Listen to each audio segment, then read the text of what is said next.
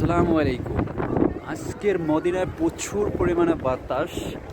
ইফতারের পর প্রচুর বাতাস আর বালু উঠতেছে। দেখেন কি অবস্থা বাতাসে, কি অবস্থা হচ্ছে। অত্যন্ত বরাবর ইফতার টাইমে বাতাসটা শুরু হয়েছে।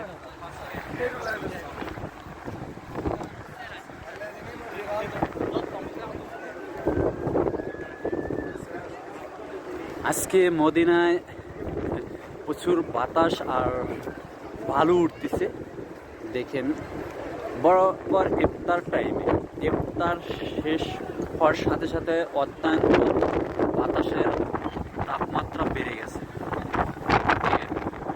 এই গাছটা থেকে বোঝা যায় যে বাতাসের কতটা দ্বিগুণ চাপ, সব অন্ধকার হয়ে গেছে।